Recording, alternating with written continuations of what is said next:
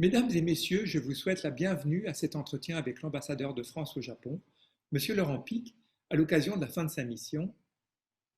L'Institut français de recherche sur le Japon, à la Maison franco-japonaise, et la Fondation Maison franco-japonaise, co-organisateurs de cet événement, sont profondément reconnaissants à Monsieur l'ambassadeur d'avoir bien voulu dégager un peu de temps pour nous, à la veille de son départ, pour un premier bilan et nous faire part de sa vision de la recherche en sciences humaines et sociales et de l'action de diplomatie culturelle de la MFJ. Monsieur l'ambassadeur, notre sentiment de gratitude s'étend évidemment aussi aux 3 années que vous avez passées au Japon, années pendant lesquelles vous avez toujours soutenu la recherche que produit notre institut et le débat d'idées que promeuvent les conférences de la Maison franco-japonaise. Une des preuves les plus éclatantes de ce soutien est la mention de la MFJ dans la feuille de route sur la coopération franco-japonaise signée en 2019 par le Premier ministre japonais et le président français, feuille de route intitulée pour ouvrir de nouveaux horizons entre la France et le Japon dans le cadre du partenariat d'exception. Il y est mentionné le centenaire de la MFJ qui se profile à l'horizon 2024 et le profit qui peut en être tiré pour renforcer les échanges intellectuels entre les deux pays. Malgré une situation sanitaire difficile, ne facilitant pas les rencontres en vue de débattre, nous essayerons, Monsieur l'ambassadeur, d'être dignes de votre confiance, notamment dans le cadre de la saison de la France au Japon, qui s'ouvrira à l'automne 2021. Je passe maintenant la parole à Monsieur Nobutaka Miura, conseiller d'honneur de la Fondation MFJ. Bonjour, Monsieur l'ambassadeur. Bonjour. J'espère bien que vous êtes resté en forme pour assumer votre responsabilité, votre lourde responsabilité pendant la crise de coronavirus que nous traversons depuis février ou mars dernier. Donc, je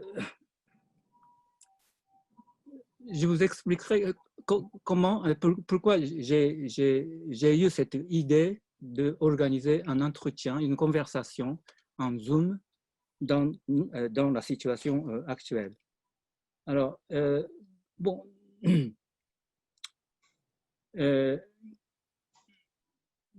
donc c'est la première fois que je vous vois sur l'écran, non pas en or et en os, depuis notre déjeuner de février, n'est-ce pas?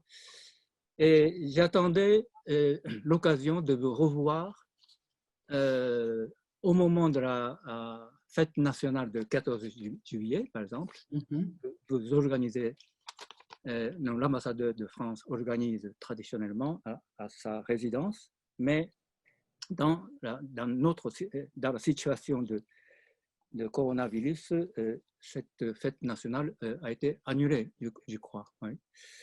Donc, je vous ai proposé dès mai dernier d'organiser cette conversation en Zoom pour vous revoir et pour vous entendre et pour vous dire de vive voix notre sentiment de gratitude, nos remerciements pour tout ce que vous avez fait en faveur en soutenant les activités de la Maison franco-japonaise. Et en effet, vous êtes arrivé, je crois que vous êtes le plus jeune ambassadeur de France au Japon, historiquement, non? Vous êtes arrivé C'était Maurice Gourdon-Montagne qui était le plus jeune, je crois. Ah bon? Ouais. Mais vous avez 53 ans quand vous êtes arrivé. Mais je pense que Maurice, il était encore beaucoup plus jeune que moi quand il est arrivé. Mais vous êtes le premier ambassadeur de France qui a bien voulu accepter d'intervenir dès votre prise de fonction en juillet 2017. Et c'était en septembre, mais votre intervention publique a été faite, je crois, à la Maison franco-japonaise. C'est un très grand honneur et plaisir. Et depuis, vous n'avez cessé de venir écouter ou ouvrir le débat à la Maison franco-japonaise, comme le colloque Paul Claudel, ou d'autres occasions. Donc, vous avez donc, comment dirais-je, historiquement parlant, l'ambassadeur de France qui a été le plus présent, le plus fréquemment dans nos murs. Et donc, en montrant votre amitié, votre, comment dirais-je, en soutenant, pour soutenir nos actions. Donc, c'est l'occasion donc de vous remercier vraiment sincèrement tout ce que vous avez fait à notre faveur. Et donc, j'ai été trop long. Je laisse la parole à mon collègue, ex-président de la Fondation, parce que votre mission a correspondu à peu près à 2 mandats de président de la Fondation de M. Fukui. Il a assuré la présidence pendant 4 ans et vous pendant 3 ans. Mais donc, vos deux parcours se coïncident à peu près, se recoupent. Donc, M.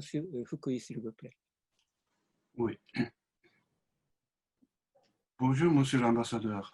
Bonjour, Monsieur le Président. Comme Jean, représentant de la Fondation Maison franco-japonaise, jusqu'au mois de juin dernier, je voudrais adresser à Monsieur l'ambassadeur tous nos remerciements sincères pour vos présences fréquentes aux événements organisés à la Maison franco-japonaise, comme le disait tout à l'heure Monsieur Miura, et aussi pour vos opinions et vos aides à nos activités pendant 3 ans.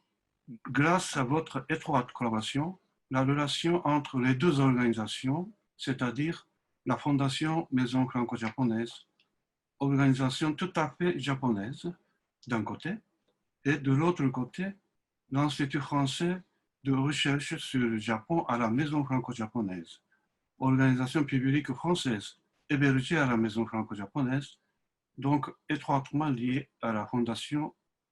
Et la relation entre les deux organisations et leur collaboration marche très bien comme ce grand entretien de ce soir, n'est-ce pas? Je vous exprime vif remerciements encore une fois et je vous souhaite bon retour, bonne chance, beaucoup de bonheur. Merci. Je passe la parole au monsieur Thomas, peut-être. Arigatou gozaimashita. Arigatou gozaimasu. Oui, merci Monsieur Fukui pour cette appréciation de notre relation qui est vraiment importante et qui fait la Maison franco-japonaise. Moi, je voudrais amorcer le débat par une question assez simple. C'est comme j'ai dit dans mon intervention préliminaire, la Maison franco-japonaise est citée dans ce document pour un partenariat d'exception qui a été signé par le président et le Premier ministre Abe. Et je voudrais savoir comment vous voyez le rôle de la Maison franco-japonaise dans le développement de ce partenariat d'exception. Alors c'est une question un petit peu large, mais qui nous permettrait de voir comment vous pensez la Maison franco-japonaise dans le dispositif et dans le débat intellectuel et le renforcement des relations intellectuelles entre la France et le Japon. Merci beaucoup à tous les 3. Je voudrais commencer par vous remercier d'organiser ce débat.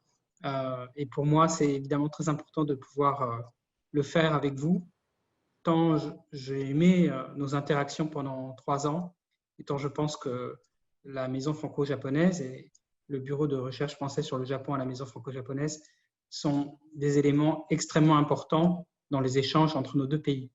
Pour 2 raisons. D'abord parce qu'il y a l'histoire, il ne faut jamais l'oublier. Et comme vous le savez, un chercheur claudélien par excellence, Michel Wasserman, vient de publier un livre sur justement l'histoire des relations culturelles entre nos 2 pays qui mérite d'être lu et qui nous fait aussi revenir aux sources de tout cela et la raison pour laquelle finalement ces fameuses âmes en résonance de Paul Claudel doivent être entretenues et doivent prospérer. Donc, il y a une valeur intrinsèque à ce que vous faites pour cette relation culturelle entre nos deux pays, tant nos deux pays ont cette fascination mutuelle qui perdure, comme on l'a vu par exemple lors de la saison japonaise en France, Japonisme 2018, et comme je l'espère, on le verra aussi avec la saison de la France en 2021, dont j'ai été l'initiative et pour lequel je me suis vraiment battu pour qu'elle ait lieu. Donc ça, c'est la première raison. On a une longue tradition d'échange entre nos intellectuels et donc il ne faut absolument pas perdre cela parce que, évidemment, sans la pensée, sans les livres, je vois que vous êtes parmi les livres, ce qui n'est pas mon cas. Moi, j'ai le président de la République derrière moi, mais les livres sont très importants aussi et je pense que le président serait d'accord. Donc, il faut que cette culture continue à être un trait d'union entre nos deux pays, dans toute son acception d'ailleurs, pas seulement la culture telle qu'elle existait au temps de Paul Claudel, mais la culture aussi sous toutes ses formes qui continue à finalement être un moteur dans le monde. Et la deuxième sujet, c'est que nous sommes dans un monde très compliqué, très dangereux, qui nous réserve d'ailleurs des surprises avec des défis qu'on n'aurait même pas imaginés. Et évidemment, je ne peux faire que référence à cette crise sanitaire qui nous a éloignés physiquement ces derniers mois et qui a été un des défis d'ailleurs de mon séjour au Japon. Et je pense, j'en suis convaincu, et je pense que c'est aussi la conviction de la France, qu'on peut faire face à ces crises que si justement on utilise aussi ce qui est l'arme la plus puissante de l'humanité, c'est-à-dire la pensée. Et donc, c'est pour ça qu'on a besoin d'échanges intellectuels. On a besoin de réfléchir aussi en liaison avec ce que l'on sait de notre propre histoire. On a besoin de tout relier pour avoir d'abord une analyse aussi objective que possible de ce qui nous arrive, mais qu'aussi on puisse trouver les bonnes réponses et pas les réponses faciles, pas les réponses qui nous précipitent encore plus dans la crise et dans le mur. Et donc, c'est pour ça qu'il y a besoin de ce débat d'idées entre la France et le Japon, parce que je pense que nos deux pays ont beaucoup en commun, qu'ils sont évidemment très différents. Et là, je pourrais faire référence à un autre grand intellectuel français, Pierre Lévi-Strauss, qui a écrit sur le Japon. D'ailleurs, il a été critiqué pour cela, mais qui disait quelque part que la France et le Japon, de la part de cet immense continent qui les sépare, se tournaient le dos, mais en fait avaient beaucoup de choses en commun. Cette image, je la trouve très séduisante. Je ne sais pas si elle correspond à la réalité. Je ne suis pas un grand spécialiste du Japon, comme vous le savez. Mais en tout cas, c'est sûr qu'on a besoin de poursuivre ce dialogue entre nos deux pays sur des sujets les plus divers, sur notre patrimoine commun, mais aussi sur les sujets de la plus grande actualité qui préoccupent nos citoyens et que pour éviter à nouveau les errements, le mieux, c'est aussi de mobiliser ce que nous avons, c'est-à-dire notre capacité à penser, notre capacité à relier les faits contemporains avec notre expérience historique pour éviter aussi de reproduire les erreurs. Donc voilà pourquoi vous m'avez vu si souvent à la Maison franco-japonaise, en dehors de l'amitié que j'ai pour vous et aussi en dehors de l'intérêt personnel que je porte à ces débats intellectuels.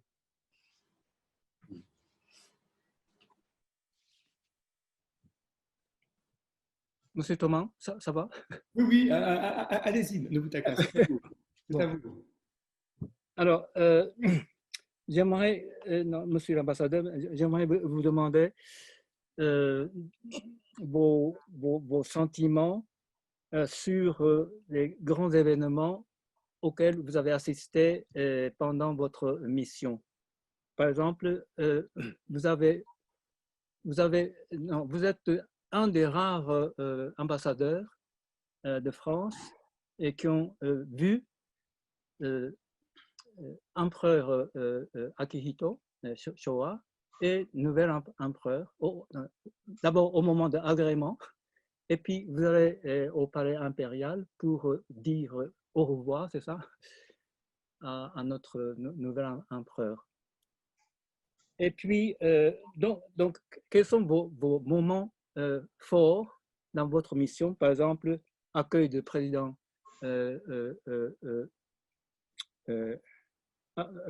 président de la République au moment de G20. C'était un des moments forts pour vous. Et puis, peut-être un épisode un peu malheureuse, délicate, l'affaire Carlos Ghosn. Si ce n'est pas trop indiscret, pourriez-vous dire comment dirais-je, quels ont été vos moments forts? Et si vous avez quelques regrets? Moi, je conçois mon travail comme un travail d'action. C'est très compliqué d'expliquer, y compris à ses proches, ce que c'est d'être ambassadeur. Mais en même temps, pour moi, c'est évidemment de faire avancer les liens dans tous les domaines entre la France et le Japon, qui m'a mobilisé le plus, de défendre les intérêts de mon pays aussi, il faut être clair. C'est la mission première d'un ambassadeur. Et puis, oui, d'être aussi au service de ceux qui ont besoin d'aide dans toutes circonstances, y compris parfois mes compatriotes qui connaissent des difficultés dans ce pays. Donc, voilà, c'est comme ça que j'ai conçu mon séjour au Japon, avec la volonté, une fois de plus, de faire le maximum de progrès dans la relation franco-japonaise, parce que je suis convaincu, comme je l'ai dit, que nos deux pays peuvent faire beaucoup de choses ensemble. Je voudrais me référer d'ailleurs à ce que le président de la République a expliqué aux ambassadeurs il y a un peu plus d'un an, à l'occasion de la conférence des ambassadeurs, en faisant un tableau du monde qu'il voit et en disant que pour que des pays comme la France restent eux-mêmes, il est absolument nécessaire de conclure des alliances entre ce qu'il a appelé des puissances de bonne volonté. Et je pense que le Japon, dans cette approche de la diplomatie du président de la République, peut parfaitement être une puissance de bonne volonté et agir pour éviter d'avoir finalement à choisir entre deux modèles qui ne sont pas les nôtres, avec lesquels nous avons des proximités ou des différences, mais finalement rester nous-mêmes. Et ce qui lie le Japon et la France, c'est aussi la question de l'attachement à l'identité qui va de pair avec leur histoire, avec leur peuple. Et pour cela, une fois de plus, pour défendre ce que nous sommes, non pas de manière défensive, pour le coup, le mot défense n'est probablement pas le mot, eh bien, il faut qu'on s'allie et qu'on défende ce qui est important pour nous, notamment la diversité culturelle. Donc voilà, donc ça c'est le cadre de mon action. Et cette action, c'est de construire des ponts, de faire en sorte que davantage de Français parlent à davantage de Japonais, et qu'ils aient des perspectives d'avenir, y compris maintenant dans un domaine qui devient important pour nous tous, qui est la santé par exemple. Il va falloir qu'on travaille là-dessus. Donc ça, c'est le cadre. Après, qu'est-ce qui m'a particulièrement marqué dans mon séjour? Mais en fait, c'est des choses très différentes. Bien entendu, la cérémonie de monter sur le trône du nouvel empereur a été un moment particulier, tant finalement il symbolise quelque part cette part de mystère qu'a votre pays pour les Français et pour d'ailleurs le monde, je pense. Et en même temps, toute cette séduction qui va avec.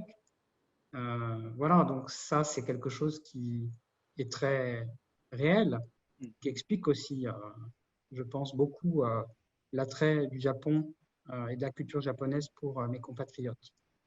Donc ça, c'est un moment évidemment très symbolique et très fort. Mais il y a d'autres moments. Je pourrais notamment évoquer cette visite que le président français a fait à un grand artiste japonais qui est maître de Yuzen à Kyoto au moment où il était en visite officielle, avec un dialogue entre eux qui était d'une richesse exceptionnelle, dont d'ailleurs la presse a rendu compte. Il y a un article de Libération que je vous recommande. Je pense à des moments un peu magiques aussi, de dialogue entre Isabelle Huppert et Correda à l'Institut français. C'était très peu de temps après mon arrivée, où le cinéaste commentait des scènes de la filmographie d'Isabelle Huppert et où on voyait ce dialogue naître avec un niveau intellectuel extrêmement élevé, qui était très réjouissant pour la pensée. Je pense à Akira Mizubayashi lisant un de ses ouvrages, un institut français là encore, lors d'une nuit de la lecture, et notamment un passage où il expliquait que pour lui, le choix d'écrire en français et de la langue française était aussi un choix de la liberté, qu'un homme, finalement, dans sa vie, traînait toute une série de déterminismes, y compris l'héritage de sa famille, et que le choix d'une langue étrangère, au bout de compte, c'était un véritable acte de liberté. Donc voilà, je peux vous dire ça, mais je peux aussi vous parler de mes visites en prison, qui étaient au moment de l'incarcération de Carlos Ghosn, des moments extrêmement forts aussi, où j'exerçais mon rôle de protection, que je conçois avec beaucoup de sérieux, parce que je pense qu'il est légitime de protéger ses compatriotes, quoi qu'ils aient fait, lorsqu'ils ont des difficultés dans un pays étranger. Oui. Donc voilà, et c'est les choses qui me passent par l'esprit, mais il y en aurait tellement d'autres. Je ne voudrais surtout pas que mes omissions soient interprétées.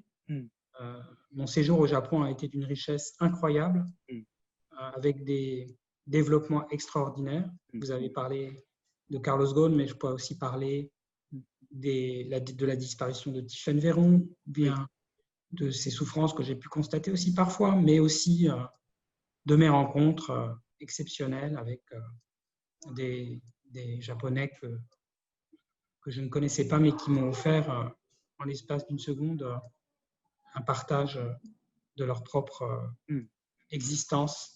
J'avais parlé, je pense, lors de la cérémonie, lors du colloque en hommage au 150e anniversaire de Paul Claudel, cette visite que j'avais faite à Gifu à des maîtres de, comment on appelle ça, de washi. Et tout ça, c'est des souvenirs que je n'oublierai jamais. Oui. J'aurais voulu évoquer donc la disparition de Tiphaine Véron. J'ai vu, évidemment, j'ai remarqué votre déclaration pour relancer l'enquête sur son sort. Ça appartient à votre devoir en tant qu'ambassadeur de protection des ressortissants français. Oui, donc vous n'oubliez aucun Français qui a vécu, qui a eu un moment difficile au Japon. Et je regrette pour cette affaire de Tiphaine. Bon. Vous êtes intervenu à différentes occasions par contribution à la tribune, à la presse, ou bien directement en ouvrant le débat d'idées sur la question de l'environnement, diversité, LGBT, et surtout sur la peine capitale, peine de mort. Et puis, nous avons remarqué votre tribune co-signée avec votre collègue ambassadeur d'Allemagne à l'occasion de centenaire de la fin de la Grande Guerre, pour appeler à la solidarité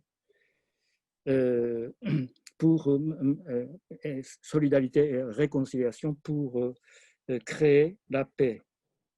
Donc, sur différents ces thèmes de débat, d'idées que vous avez lancés, j'aimerais bien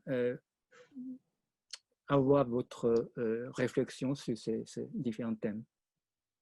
Vous avez vous avez très bien fait à faire sensibiliser l'opinion publique japonaise à ces différentes questions, oui, dans cette initiative. Oui. Vous avez évoqué, M. Miura, le devoir de réserve qui va de pair avec le rôle d'un ambassadeur et aussi le devoir de neutralité. Ça, c'est pour tous les agents publics en France. Mais on peut très bien respecter ce devoir tout en étant un homme de conviction, ce que je suis, je crois. Et donc, au-delà de, évidemment, illustrer les engagements de la France, de le faire avec une énergie personnelle que j'ai essayé de mettre dans tout ce que j'ai fait, notamment avec vous. Et tous ces sujets, l'égalité entre les femmes et les hommes, le droit des personnes qui ont des orientations sexuelles différentes, la lutte contre la peine de mort, mais aussi finalement le développement durable, comment finalement nous avons une responsabilité à l'égard de notre planète pour aussi les générations futures.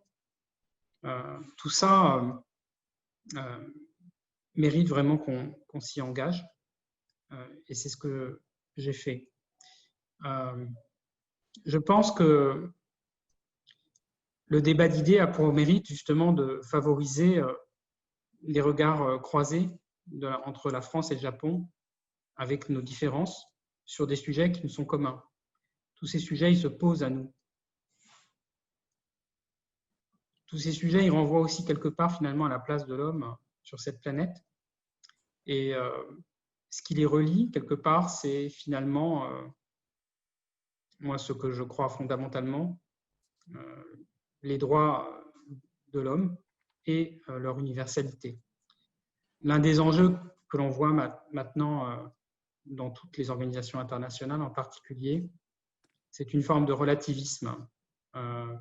Finalement, tout ça est daté historiquement, toute la construction postérieure à la Seconde Guerre mondiale et à ses atrocités, c'est quelque chose du passé qui doit être dépassé. Maintenant, finalement, il y a plusieurs modèles. Ça, je pense que c'est le plus grave danger auquel notre monde contemporain s'expose. Et surtout, je ne suis pas, comment dire, insensible à certains arguments comme quoi certaines idées sont venues de l'Occident, etc. Mais quand on regarde bien, quand on regarde les peuples dans le monde entier, ils ont des aspirations similaires. Ils aspirent tous finalement à pouvoir vivre une vie, quel que soit leur choix, à pouvoir bénéficier de liberté individuelle.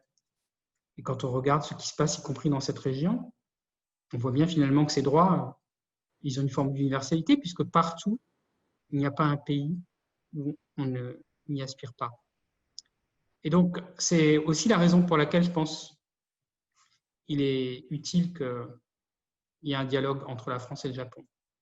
Sur tous ces sujets, l'objectif, c'est aussi, par ces échanges franco-japonais, de stimuler les évolutions de part et d'autre, dans un esprit qui ne consiste pas à juger l'autre partie, mais plutôt à essayer de s'inspirer aussi de ce qui marche et de ce qui ne marche pas sur les autres, chez l'un et chez l'autre, pour pouvoir avancer chacun de son côté ou ensemble. Et sur tous ces sujets, aussi, l'idée, c'est de rencontrer les hommes et les femmes qui s'engagent dans chacun de nos pays, les faire se rencontrer aussi, mais pour moi aussi les rencontrer, et les aider parfois, parce qu'ils ont l'impression de ne pas suffisamment être soutenus dans leur combat, ou être écoutés, ou avoir même la possibilité de se faire entendre. Et ça, c'est important aussi d'aider ces personnes qui sont évidemment très importantes pour l'évolution de nos sociétés à pouvoir finalement avoir une tribune et à pouvoir défendre leur cause, surtout sur des sujets aussi importants que ceux-là. Donc voilà pourquoi c'est ce débat d'idées, pourquoi je pense que nous pouvons avancer ensemble grâce à ces échanges et finalement construire chacun de notre côté ou ensemble un monde meilleur. Et je pense qu'au Japon, vous avez vu dans la période récente beaucoup d'analyses à la lumière des évolutions politiques qui ont lieu, beaucoup de jugements sur une forme de conservatisme qui irait de pair avec le Japon. Je pense que quand on regarde la société japonaise, il y a des aspirations au changement, comme il peut y en avoir dans n'importe quelle société. Après, la question, c'est comment ces changements peuvent se traduire aussi et avoir un impact sur la scène politique, puisque c'est dans le débat démocratique qu'on décide dans nos pays. Et c'est là où, évidemment, il y a des différences. C'est là où le débat peut aussi aider sur l'égalité homme-femme, par exemple. J'ai évidemment été présent à la maison franco-japonaise, mais j'ai aussi beaucoup parlé à des parlementaires, des organisations de la société civile, des membres du gouvernement japonais, en expliquant surtout ce qui se passait en France, les difficultés aussi auxquelles on était confrontés. Alors, moi, je suis dans un rôle institutionnel, mais les experts qui sont venus de France à chaque fois, eux, ont des jugements qui sont libres et ils ne sont pas là pour dire tout va bien en France et vous devriez faire comme nous. Ils ne disent jamais ça, au contraire. Ils disent nous, il y a des choses qui marchent, il y a des choses qui ne marchent pas du tout. Et il y a dans votre expérience ici au Japon des choses dont on peut s'inspirer et inversement des choses qu'on ne comprend pas. Et ce qui était intéressant, c'est de voir que du côté japonais, il y avait exactement les mêmes réflexes, avec chaque fois finalement des critiques qui sont beaucoup plus fortes de son propre pays et une forme aussi de fantasme sur l'idéal que serait l'autre pays qui se confrontent et on s'aperçoit finalement qu'il y a des efforts à faire de part et d'autre et qu'au bout du compte, si on est de bonne foi et si on prend les bonnes inspirations, on peut avancer. Très bien. En tout cas, vous êtes l'ambassadeur de France le plus engagé, non pas au sens sartrien, mais le plus engagé dans le débat et dans le débat de société. C'est le point que j'apprécie, j'ose apprécier très fortement en vous. Oui. Et on croit que vous êtes nommé par le président Macron, n'est-ce pas, ambassadeur de France au Japon. Mais d'après votre carrière, on suppose que vous êtes dans la famille socialiste. Plutôt. Mais comment vous avez reçu le décès de président Chirac, un autre grand président aimé par les Japonais?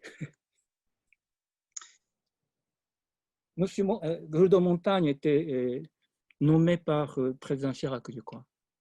Bien sûr. Là, pour le coup, c'est le principe de neutralité qui va prévaloir dans ma réponse. Comme je vous l'ai dit, je suis un homme de conviction, j'ai mes convictions, mais je suis capable aussi de faire le départ entre ces convictions qui sont les miennes et mon travail d'ambassadeur et de haut fonctionnaire. Et je crois que c'est possible de faire la différence. Et j'ai toujours été loyal à l'autorité politique parce que j'ai aussi servi l'autorité politique dans certaines fonctions. Et que je pense que dans les démocraties, il est essentiel que ce soit les politiques qui décident parce que c'est eux qui ont la légitimité démocratique. Je crois profondément au système de représentation qui souffrent dans nos pays. Et je pense qu'il n'y en a pas de meilleur. Et donc, pour moi, les politiques doivent pouvoir compter sur une administration qui met en œuvre les choix du peuple. C'est aussi simple que ça. Alors après, oui, je suis quelqu'un de progressiste, c'est sûr. Pour vous en dire un peu plus sur moi, je n'ai jamais été dans quelque parti politique que ce soit, mais j'ai mes convictions. Voilà. Et ces convictions-là, elles sont convictions personnelles. Alors, comme je suis en train de parler un peu comme un ambassadeur avec le président de la République derrière moi, je préfère ne pas les commenter. Mais en tout cas, le président Chirac était pour moi d'abord un président que j'ai connu dans mes fonctions antérieures, que j'ai beaucoup respecté. Quand j'étais à la représentation permanente de la France à Bruxelles, auprès de l'Union européenne, il y a l'instance suprême de l'Union européenne qui est le Conseil européen, où siègent les chefs d'État et de gouvernement, et avec à côté de la salle du Conseil européen, une petite salle où siègent des conseillers des représentations permanentes, qui notamment sont les preneurs de notes de ces réunions, avec un système assez sophistiqué où on est en fait débriefé par des personnes qui sont dans la salle et qui donc ont la possibilité aussi de dire certaines choses ou de ne pas dire certaines autres choses. Et l'une des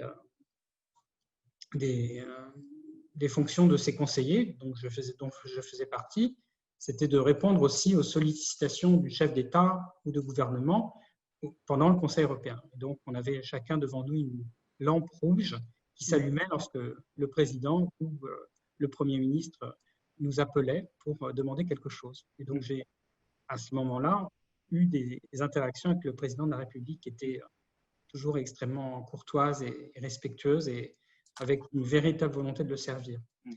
C'était un homme qui avait un engagement extrêmement fort pour l'Europe, qui avait aussi une passion pour le Japon. Et donc, on ne peut pas être insensible à cette passion lorsqu'on est ambassadeur de France dans ce pays.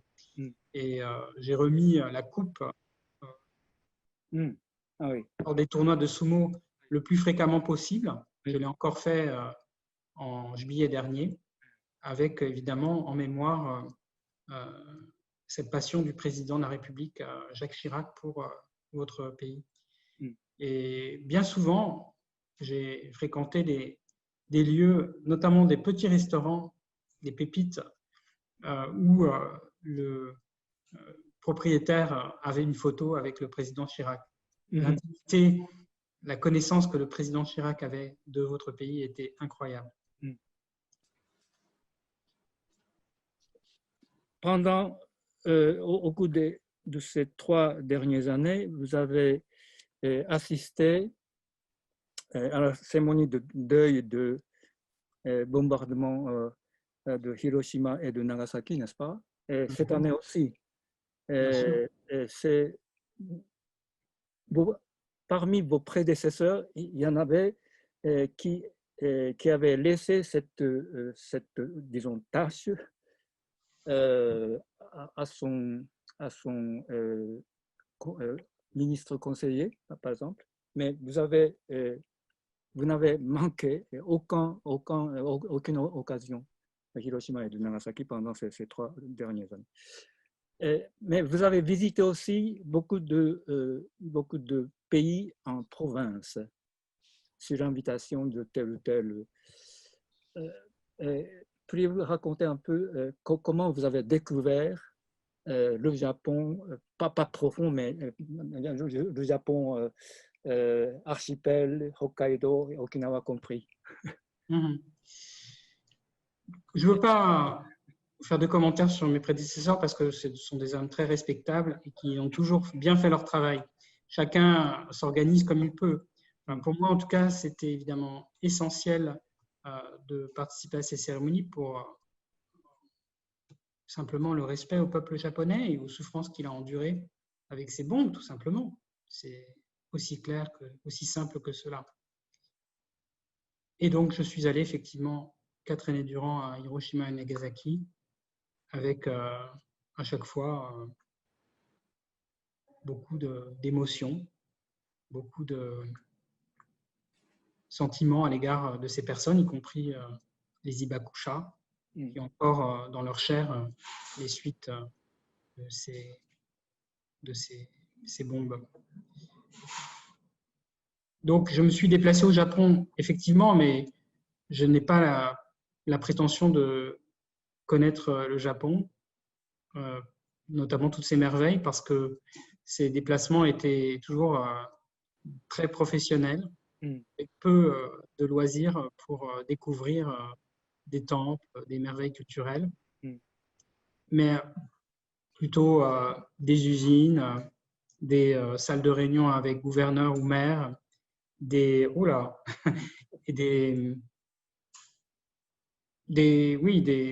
musées certainement aussi pour favoriser des échanges culturels. Mais en même temps, c'est aussi une façon très intéressante de découvrir un pays. Et donc, j'ai encore un petit peu de temps devant moi dans cette existence, en tout cas je l'espère, et je ne désespère pas de pouvoir faire du tourisme au Japon, dans des endroits maintenant que je connais, mais sans les connaître vraiment. Donc, en quittant votre pays dans une semaine, j'ai bien l'intention d'y revenir et de pouvoir justement faire ce que je n'ai pas pu faire pendant mon séjour. Mais en tout cas, pour moi, c'est très important de voyager, de ne pas rester à Tokyo, parce que Tokyo est un peu l'image inversée de ce qu'est le reste du pays. Vous me contredirez si vous le souhaitez, à tous les égards d'ailleurs. Et donc, on ne peut pas se contenter de cette vie dans cette grande ville que j'adore d'ailleurs. Je suis plutôt quelqu'un d'urbain et le béton me plaît sans doute beaucoup plus que la nature profonde. Je vais choquer le public japonais en disant ça parce que je connais l'admiration du Japon et la relation très particulière qu'il a avec la nature. Mais en même temps, j'ai appris de cette relation et ce que j'ai vécu à l'arrivée à Tokyo dans cette belle résidence de France comme une sorte de frustration de ne voir que de la forêt. J'ai fini par en fait en découvrir les avantages et surtout apprécier cette espèce de paysage incroyable que je vois aussi bien de mon bureau à l'ambassade que de la résidence. Donc vous voyez, finalement, le Japon, sa relation avec la nature, cette culture si particulière qui est la vôtre, a eu beaucoup d'influence aussi sur moi, m'a probablement fait changer. Donc, au bout du compte, c'est ça qui compte, c'est de finalement s'enrichir aussi par l'expérience. Donc, est-ce que je peux répondre à votre question? Très bien. Monsieur Thoman, c'est l'heure pour toi. Je pense qu'on a le temps encore pour une question, si vous voulez en poser une. Bon. Ou je peux en poser une aussi, Oui. évidemment. Bon, alors, monsieur l'ambassadeur, vous avez parlé de Claude Lévi-Strauss, qui a écrit pas mal sur le Japon, mais parmi les grands professeurs, grands intellectuels que nous avons accueillis, vous avez accueillis pendant ces 3 dernières années, quels sont des savants, des intellectuels qui vous ont le plus marqué? Nous avons un rendez-vous manqué avec professeur Patrick Boucheron pour organiser un débat sur l'ouvrage qu'il a dirigé, Histoire mondiale de la France, et notre débat entre historiens japonais spécialistes de la France continue. Mais bon. C'est très difficile la question que vous me posez parce que si je cite certains et pas d'autres, évidemment, oui. ça va fâcher les uns et les autres. Donc, je préfère ne pas répondre à votre question directement. Peut-être par une anecdote, un clin d'œil qui m'avait beaucoup fait rire. C'était même un peu caricatural de ma part. C'était ce chercheur spécialiste des primates et qui avait étudié certaines colonies de singes au Japon. Ces singes qui qui sont sur des îles et qui nettoient leurs aliments avant de les manger, voire même les nettoient dans l'eau de mer pour les saler. J'avais trouvé ça extrêmement drôle. Voilà. Vous avez parlé Mais de… c'est pas du tout, Oui. c'est pas du tout une réponse sérieuse à votre question, très sérieuse. Non, je pense que il Vous y a eu avez des parlé débats extrêmement… d'Isabelle Huppert aussi. Pardon? Isabelle Huppert. Oui, tout à fait. J'ai parlé déjà de plusieurs… Mais c'était pas Isabelle Huppert en tant que telle, c'était surtout son échange avec Correda qui était fascinant. Et surtout son niveau extrêmement sophistiqué. Hein, donc, ça, c'est toujours très séduisant. Mais je me souviens aussi d'un débat avec un Américain dont j'ai oublié le nom. Peut-être Bernard pourra s'en souvenir, mais qui était récent. Bon, non, il y a plein de choses. C'est très difficile pour moi de citer. Tout ça aussi me reviendra au fil du temps. Oui.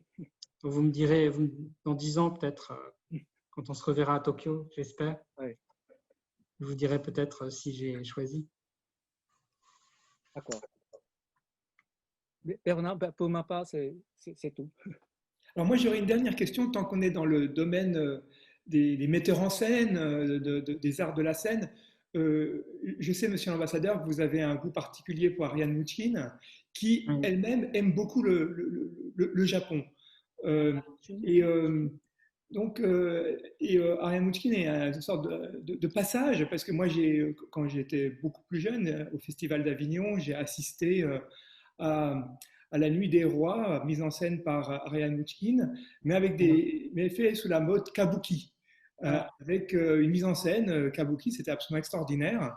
Et donc j'aimerais que vous nous disiez quelques mots sur votre goût pour Ariane Mnouchkine et puis sa relation avec le Japon, parce que là il y a une sorte de triangle intéressant, moi je trouve. Non, mais vous avez tout à fait raison. Moi je suis comme vous, hein, je pense, Bernard, on est à peu près de la même génération, vous êtes plus jeune probablement. Un adepte du Théâtre du Soleil où j'ai été quand j'étais étudiant et lycéen à Paris.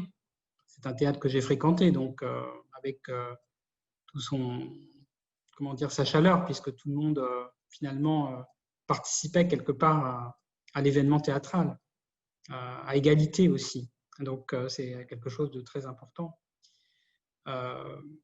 Ariane Mnouchkine, en fait, explique qu'elle est venue au théâtre par un séjour au Japon, quelque part. C'est ça qui l'a éveillée à ce qu'elle voulait faire, qui est sa passion et son art. Donc, elle revient fréquemment au Japon. Elle s'est inspirée des formes traditionnelles de théâtre japonais. Elle a une passion pour ces formes. Elle les a transposées dans sa propre grammaire théâtrale. Elle a surtout l'intention de continuer.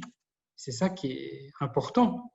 C'est qu'elle a passé récemment un long séjour au Japon, juste avant qu'on lui remette le prix de Kyoto.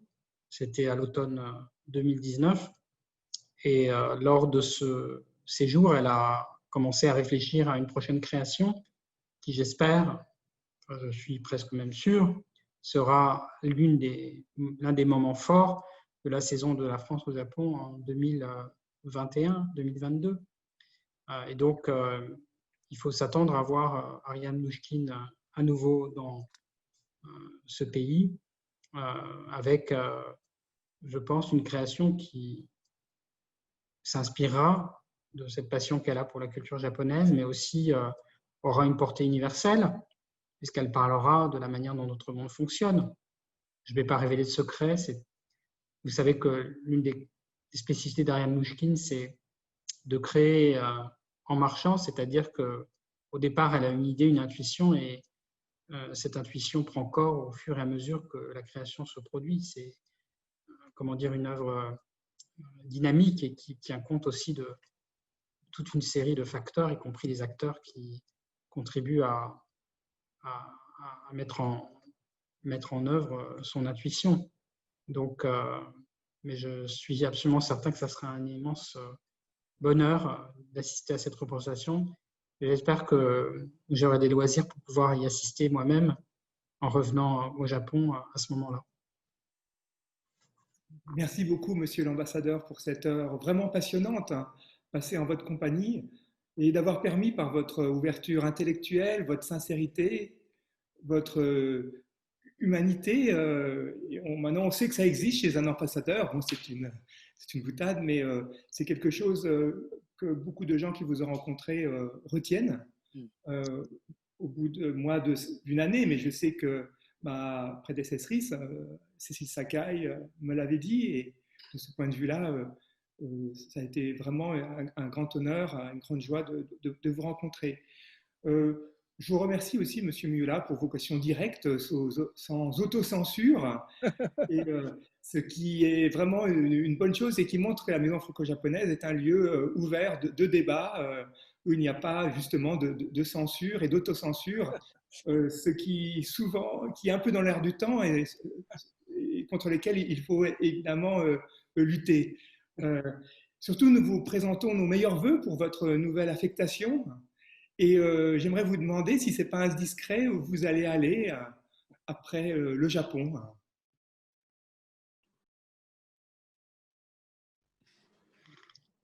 Oui. Ce n'est pas du tout indiscret puisque c'est même public. En fait, j'ai été nommé représentant permanent auprès de l'Organisation de l'aviation civile internationale à Montréal. Et depuis le 4 août d'ailleurs, je suis officiellement RP à Montréal.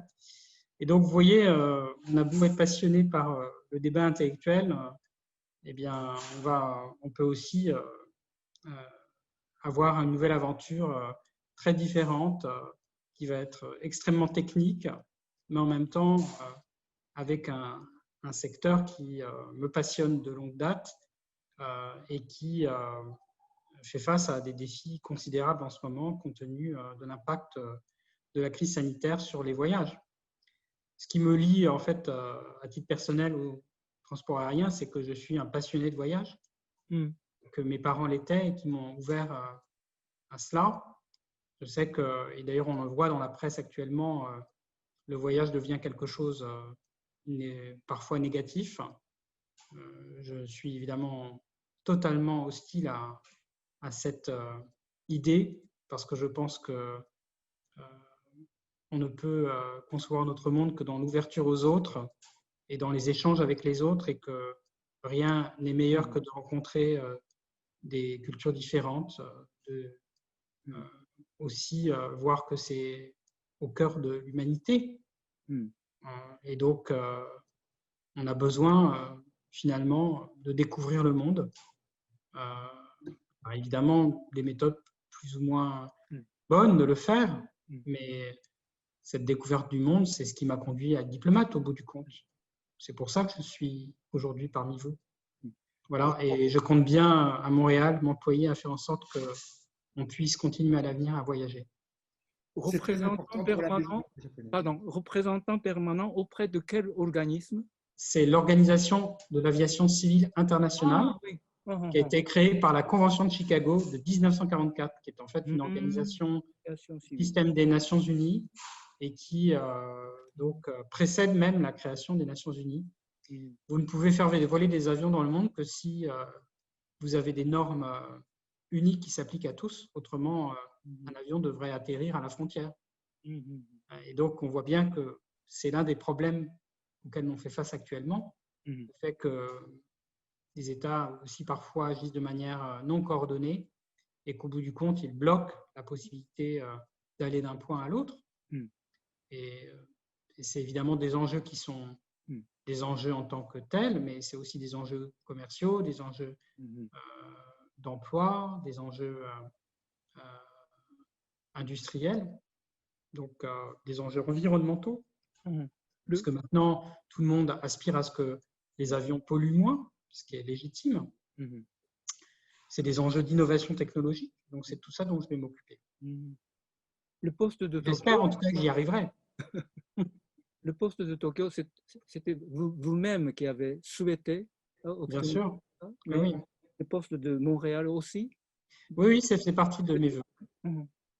Très bien. Après, voilà, c'est le choix qui a été fait par les autorités françaises. Je le respecte pleinement et je suis très content de pouvoir, comme je vous le dis, finalement arriver à un moment où il y a beaucoup de choses à faire.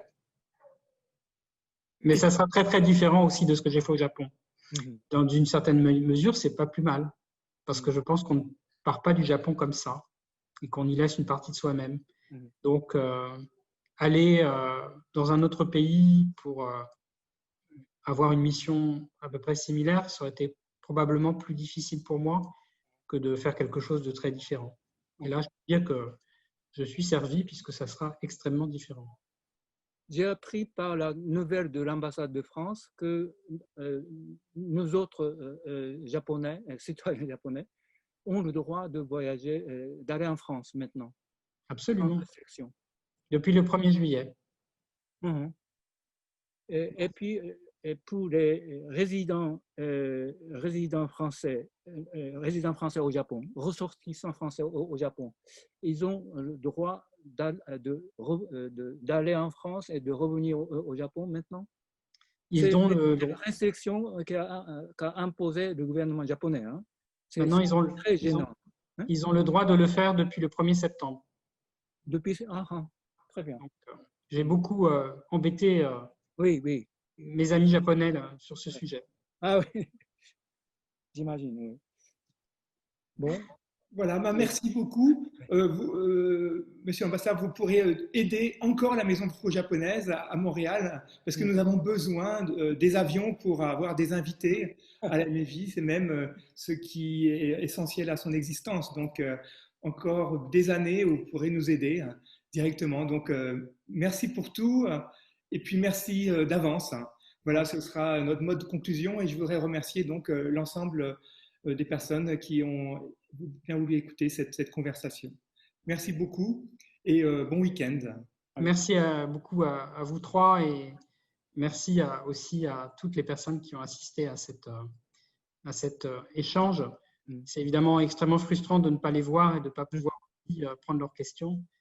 J'espère qu'ils nous pardonneront. Et donc, merci du fond du cœur à la Maison franco-japonaise pour ces contacts extrêmement amicaux que nous avons eus pendant 3 ans. Merci beaucoup, Monsieur Pic. Arigatou gozaimashita. Merci Bernard. Merci. Merci Noriko, merci Nobutaka. Merci beaucoup. À bientôt. À bientôt.